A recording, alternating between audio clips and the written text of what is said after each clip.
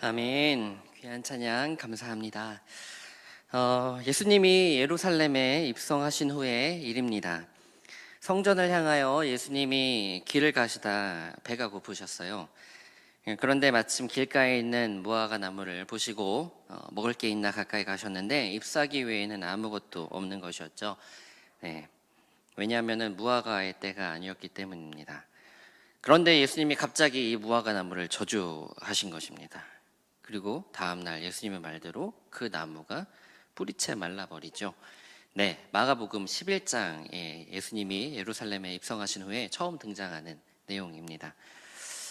다 아시는 말씀이죠. 네, 사실 처음에 이 말씀을 접하면 많은 분들이 좀 당황하십니다. 네, 왜냐하면은 말씀에 분명히 무화과의 때가 아니어서 열매가 없는 건데 이 억울한 나무를 왜 예수님이 이렇게 저주하셨냐 라고 질문하실 수도 있습니다. 아무리 배가 고프셔도 말이지, 네, 그걸 못 기다리고 그 나무를 그렇게 가혹하게 저주하실 수 있지 하면서 의아하시는 경험 해보셨는지 모르겠습니다. 여러분들 근데 그거 아십니까? 우리나라 말에는 무화과 한 단어만 있는데 이스라엘에는, 그러니까 히브리어에는 무화과가 두 가지 단어가 있습니다.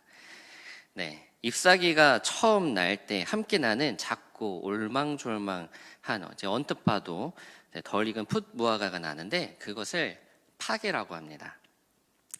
그리고 다 익어서 크게 맺힌 무화과를 테에나라고 합니다. 네, 그러니까 이 무화과 나무는요, 테에나의 때는 아니었지만 적어도 설 익은 열매인 그 파게는 맺고 있어야 정상이었던 것이죠. 그런데 그 설 익은 열매조차 없고 잎만 무성한 그냥 나무였던 것입니다. 예수님이 원하시는 것은 테나 같은 그런 큰 무화과가 아니라 그저 작은 파게였던 것인데 그것마저 없었으니 예수님은 무화과 나무를 저주하신 것이죠. 그래도 꼭 저주까지 하셨냐? 네, 이렇게 따지시는 분이 있을지도 모르겠습니다. 사실 이 무화과 나무가 상징하는 것은 공허한 형식주의와 율법주의에 빠져있는 대제사장, 바리새인, 사두개인 같은 이스라엘의 종교 지도자들입니다. 열매 없는 형식주의에 빠져서 종교 행위만 일삼으며 사랑을 실천하기보다는 율법을 무기 삼아서 스스로도 온전하지 못하면서 차별하고 정죄하고 판단하는 그들을 향하여 정확히 말하면 그들의 그 열매 없는 행위를 비판하시고 저주하신 것이죠. 이 본문을 읽을 때에 우리는 스스로를 돌아볼 필요가 있을 것 같습니다. 아무것도 없더라 라는 말, 이 가슴을 울리곤 합니다.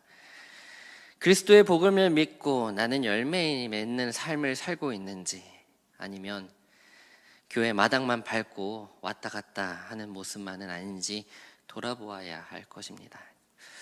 그렇습니다. 그리스도의 복음은 바로 이 공허한 형식주의와 율법주의와의 오랜 싸움을 싸웠습니다.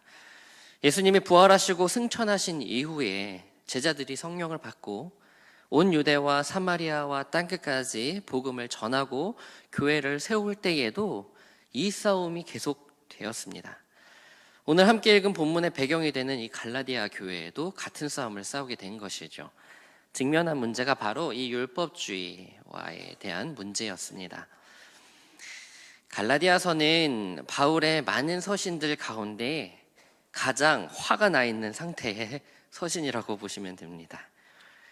앞에 보시면 인사조차 간단하게 마치고 바로 본론으로 들어가서 신랄한 어투로 복음을 위협적으로 왜곡시키는 이 사태를 경고합니다. 그리고 이제 3장에서 5장 사이에서는 율법과 그리스도의 복음의 관계에 대해서 다시 한번 설명을 하는 것이죠.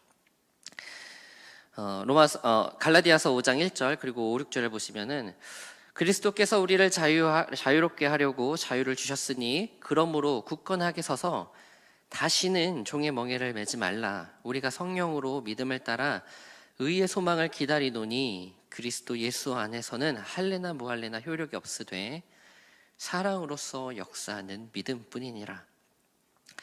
갈라디아서를 주의 깊게 읽어보다 보면 바울의 간절함이, 너무나도 간절함이 느껴지실 것입니다. 그리스도는 율법을 초월하는 그 복음의 능력으로 우리를 자유하게 하셨고, 그 자유의 실체는 바로 사랑으로 역사하는 믿음이라고 강조하고 있는 것입니다. 그리고 5장 13절부터 6장 10절까지는 이 예수님이 주신 자유를 어떻게 실천할지, 사랑으로서 역사하는 그 믿음을 어떻게 실천할지에 대하여 이야기하고 있습니다. 말 그대로 열매 맺는 삶에 대해 이야기하고 있는 것이죠. 네, 갈라디아서 5장 22절 23절 너무나도 잘 아시는 말씀입니다. 오직 성령의 열매는 사랑과 희락과 화평과 오래 참음과 자비와 양선과 충성과 온유와 절제니 이 같은 것을 금지할 법이 없느니라. 어렸을 때부터 자주 암송하는 말씀이죠. 성령의 9가지 열매라고 말이죠. 그런데 이게 단순히 암송만 하고 아무것도 실천하지 않으면 암송왕은 될지언정 자칫하다가는 예수님께 저주를 받을 수도 있다는 사실을 기억하시길 바랍니다. 암송하면 좋겠지만 암송보다 더 중요한 것이 바로 이 9가지 열매를 맺기 위해 우리가 노력해야 된다는 것이죠. 우리는 그러면 이 열매 맺는 삶을 위해 어떻게 해야 할까요? 오늘 함께 읽은 갈라디아서 6장 7절에서 10절의 말씀을 가지고 우리 삶의 열매 맺는 3가지 태도에 대해서 이야기해 보고자 합니다. 첫 번째는요, 성령을 위하여 심는 자가 되어야 한다라는 겁니다. 6장 7절입니다. 스스로 속이지 말라. 하나님은 업신여김을 받지 아니하시나니 사람이 무엇으로 심든지 그대로 거두리라 말씀을 하시죠. 스스로 속인다라는 게 무엇일까요? 수능이 코앞이니 공부 얘기를 안 할 수가 없을 것 같습니다. 제가 이래봬도 삼수를 한 사람입니다. 재수, 삼수를 안 해본 사람과는 인생을 논하지 말라라는 우스갯소리도 있죠. 물론 앞으로 다가올 더 거대한 인생의 파도에 비하면 정말 그 재수, 삼수는 물장난 수준이었지만 말입니다. 근데 공부를 하다 보면은 이제 집중력 있게 공부가 늘 되는 것은 아닙니다. 사람인지라 이제 맨날 같은 문제만 풀다 보면 지겨워지기도 하고 딴 생각도 들기도 하고 그러죠. 불안해서 공부는 해야 되겠는데 진짜 공부는 하기 싫은 그런 날이 있습니다. 몸은 책상에 앉아 있는데 앉아서는 이제 다른 걸 생각하게 되죠. 또 핸드폰 게임을 이제 하게 되거나 하면서 이렇게 시간을 보내게 됩니다. 차라리 하루 그냥 나가서 시원하게 놀고 바람 쐬고 이렇게 리프레시하고 들어와서 하면 될 텐데 그냥 괜히 불안하니까 그냥 엉덩이만 붙이고 앉아 있는 거예요. 그렇게 하루를 다 보내고 나서 제 집에 들어가면 열심히 공부하고 돌아온 줄만 알고 계시는 이제 어머니의 격려가 죄송스러워지는 거죠. 이런 날이 많아지면 저처럼 낙방을 거듭하게 되는 겁니다. 이런 걸 소위 말해 공부하는 척한다라고 합니다. 앉아있다가가 다가 아닌 것이죠. 그 시간을, 그 기회를 온전히 잘 사용해야 결과도 남게 되는 것이고 따라오게 되는 것이죠. 마찬가지입니다. 여러분, 어머니를 속여도 하나님은 속일 수 없는 법입니다. 우리 인생에서 혹여나 예배드리는 척할 때가 있는지, 신앙 좋은 척할 때가 있는지, 괜찮은 척할 때가 있는지 돌아볼 수 있었으면 좋겠습니다. 바울 사도께서는 8절에 이렇게 기록합니다. 자기의 육체를 위하여 심는 자는 육체로부터 썩어질 것을 거두고 성령을 위하여 심는 자는 성령으로부터 영생을 거두리라 말씀하십니다. 우리가 만일 성령으로 살면 또한 성령으로 행해야 하는 것이 맞습니다. 공부를 한다고 앉아있으면 진짜로 공부를 해야 결과를 얻는 법과 마찬가지로 성령으로 살기를 원하고 다짐했다면 생각에서 그치는 것이 아니라 말에서 그치는 것이 아니라 우리의 행동으로 실천으로 나아가야 하는 것입니다. 고린도전서 9장 14절에도 기록된 것처럼 복음을 전하는 자들은, 복음을 지키는 자들은 복음으로 말미암아 살아야 하는 것입니다. 우리 주님께서 우리 가운데에 명령하신 일이신 것이죠. 이것이 성령을 위해 심는 자의 모습이며, 하나님은 이런 자들에게 성령으로부터 영생을 거둘 것이다 라고 약속하셨습니다. 이 영원한 삶을 기대하며 그 삶을 살아가며 하나님이 기뻐하시는 그 열매를 맺는 우리 모두 되기를 간절히 바랍니다. 두 번째, 열매 맺는 삶을 위해서 우리가 해야 할 것은 바로 포기하지 않는 것입니다. 9절입니다. 우리가 선을 행하되 낙심하지 말지니 포기하지 아니하면 때가 이름에 거두리라. 제가 일전에 설교에서 믿음은 버티는 것이다 라고 말씀드린 적이 있었습니다. 버티는 신앙 참 중요합니다. 전에 이야기했는지 잘 모르겠는데 제가 스타벅스에서 한 2년 정도 아르바이트를 한 적이 있습니다. 아시는 분은 아실 텐데요.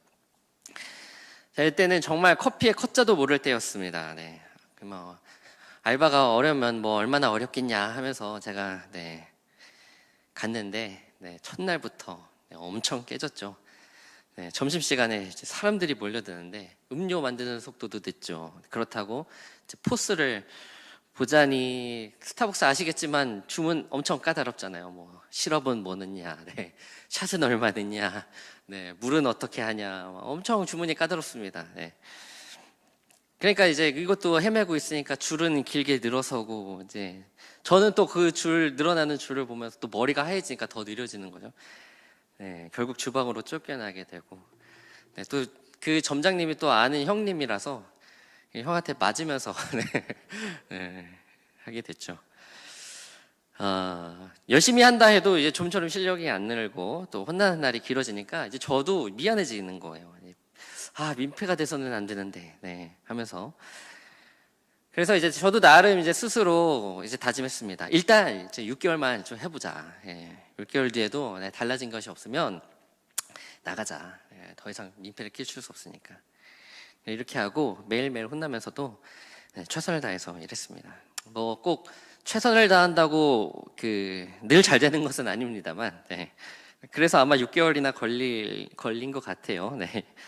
6개월이나 걸리긴 했지만, 정말 신기하게도 6개월이 정도 되니까 모든 일에 동선이 머리에 들어오는 거예요. 흐름이 들어오고, 그러면서 이제 여유가 생기는 것이죠. 포스면 포스, 뭐 음료면 음료, 청소면 청소, 모든 것을 완벽하게 할 수 있게 되면서부터 자신감이 생깁니다.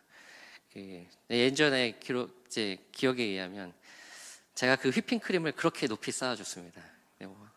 휘핑크림 많이 달라고 하는 사람들한테는 정말 이렇게까지도 제가 기술이 이거 다 기술이더라고요. 그러면서 이제 자신감이 생기는 거죠. 처음에 생각했던 6개월이 1년이 되고 1년이 2년이 된 것입니다.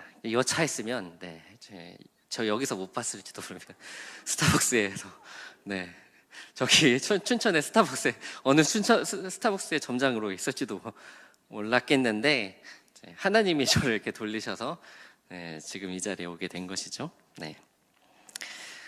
세상 일도 이러할진데 하나님의 사역을 할 때 우리는 끝까지 포기하지 않고 하나님이 맡겨주신 그 자리를, 또 그 역할을 감당해야 할 줄로 믿습니다. 우리가 선을 행하되 낙심하지 말지니 포기하지 아니하면 때가 이름에 거두리라. 이 말씀에서 우리는 보통 거둔다의 의미를 더 두게 됩니다. 결과는 중요하니까요.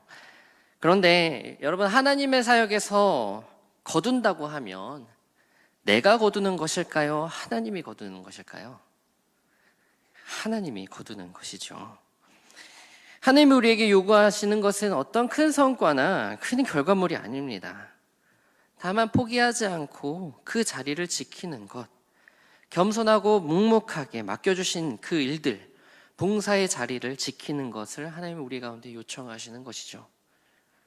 또 그저 오늘 하루 주신 선한 마음 품고 살아가는 것, 선한 태도를 지키려고 노력하는 것, 우리가 그렇게 그 자리를 지키고 그런 마음들을 지킬 때에 하나님은 우리를 통해서 하나님의 날에, 하나님의 때에 그분의 열매를 거두실 것입니다. 그러니 낙심할 이유가 전혀 없는 것이죠. 이제 올해가 가고 내년도 이제 다가옵니다. 어느새 2021년도 다 지나갑니다. 네, 2020년이 다가오죠. 새로운 일을 맡게 되시는 분들도 계실 거고요. 내년에 같은 자리에서 또 섬김의 역할을 감당하신 분도 계실 것입니다. 하나님께서 어디에 세우시든지 그 자리에서 맡겨주신 사명, 역할 성실하게 감당할 수 있는 우리 성도님들 되시길 바라고, 그 섬김의 모습을 통해서 하나님은 그분의 값진 열매를 그분의 때에 반드시 맺으실 줄로 믿습니다. 마지막 열매 맺는 삶을 위해 우리가 해야 할 것은 우리 공동체를 소중히 여기는 것입니다. 제가 올해로 사역 10년째가 되는 것 같습니다. 네, 제가 일산에서 처음 전도사를 시작한 지 이제 우리 춘천성곽교회가 4번째 교회입니다. 네, 3년이 지났는데요. 참 감사하고 귀한 시간이었습니다. 네, 뭐 이렇게 말하니까 마지막 인사하는 것 같이 느껴지네요. 네, 걱정하시지 마십시오. 자, 결혼하지 못하면 교회를 못 나갑니다. 네, 미혼인 목사를 받아주는 교회가 웬만해서는 없기 때문에 큰 걱정하지 않으셔도 될 것 같습니다. 빨리 결혼하고 빨리 나가라고요? 네. 네, 걱정하지 마십시오. 네, 내일 제 소개팅을 또 합니다. 네. 몇 번째 소개팅인지 모르겠지만, 좋은 만남이 있기를 위해서 기도 부탁드리고요. 네. 언제까지 제가 춘천성학교에 있게 될지는 잘 모르겠지만, 하나님께서 계시게 하는 동안 그 날까지 최선을 다하겠습니다. 네. 아마 다 각자의 사연으로 이곳에 오시게 되셨을 겁니다. 하필 여기에서 이렇게 만나게 돼서 다시 한번 반갑고 또 감사합니다. 여기에서 이렇게 만나게 된 사람들, 또 가정들, 그리고 각자의 다양한 조직들, 기관들, 모임들, 부서들, 뭐 늘 좋은 일만 있는 것은 아니겠지만 하나님이 만나게 하신 사람들인 것은 분명하며, 하나님이 하나님 사역을 위해 모이게 하신 것 또한 분명한 줄로 믿습니다. 그래서 제게는 우리 모든 한 분 한 분이 소중하고 속한 모임이 귀하고 이 사역이 정말 귀하게 느껴집니다. 이 모임이, 이 만남이 언제까지 계속될지는 아무도 모르는 일입니다. 어려운 일이 있을 수도 있고 또 뭐 좋은 일이 있을 수도 있고, 누군가가 새로 들어올 수도 있고요. 반면에 누군가는 또 떠나기도 합니다. 반가움이 있으면 또 아쉬움이 있는 법인 것이죠. 그렇기 때문에 하나님이 기회 주시는 대로 우리는 이 교회를, 이 모임을, 이 사역을 귀하게 여길 수 있었으면 좋겠습니다. 또한 혼자 하는 것이 아니라 함께 하는 것이기 때문에 우리라는 이름으로 모인 우리 각각의 옆에 있는 이 지체들을 소중하게 여기며 귀하게 여겨야 할 줄로 믿습니다. 이런 귀한 모임에 열매가 안 맺힐래야 안 맺힐 수 없을 것입니다. 처음 이야기로 돌아가서 예수님이 무화과 나무에게 원하셨던 것이 무엇인지 기억할 수 있었으면 좋겠습니다. 예수님은 큰 열매인 테에나를 원하신 게 아니라 작은 파게를 찾으신 것입니다. 오늘 우리에게도 동일하게 이것을 찾으십니다. 우리는 이미 예수님께 접붙인 사람들입니다. 예수님이 우리 가운데 성령을 날마다 공급해 주시기를 원하는데 혹여 받은 척만 하고 있는 것은 아닌지 돌아볼 수 있었으면 좋겠고, 주신 성령 힘입어 맡겨주신 그 자리에서 묵묵하게 주님 바라보며 이 섬김의 자리에 나가는 우리 모두 되기를 바라고, 그 섬김의 자리에서 함께하는 우리 모든 지체를 아끼고 귀하게 여기실 수 있는 그런 성광의 모든 가족 공동체, 사랑의 열매 맺는 공동체 되기를 간절히 바랍니다. 기도하겠습니다. 사랑의 하나님, 저희를 주의 자녀 삼아주시고 제자로 불러주시고 귀한 사람들과 한 교회로 모이게 하심을 감사합니다. 간절히 바라는 것은 주의 자녀로 또 주의 제자로 살아갈 때에 성령 충만함으로 살게 하시고 성령님 힘입어 작은 열매라 할지라도 반드시 열매 맺는 삶 살게 하여 주옵소서. 맡겨주신 그 사명의 자리에서 포기하지 않고 주님의 날 기다리며 주의 일 감당할 수 있도록 도와주시고, 그런 마음으로 우리 모두 더욱 하나 되게 하시고 하나님 보시기에 기뻐하실 만한 아름다운 교회 공동체 이뤄나갈 수 있도록 인도하여 주옵소서. 예수 그리스도의 이름으로 기도합니다. 아멘.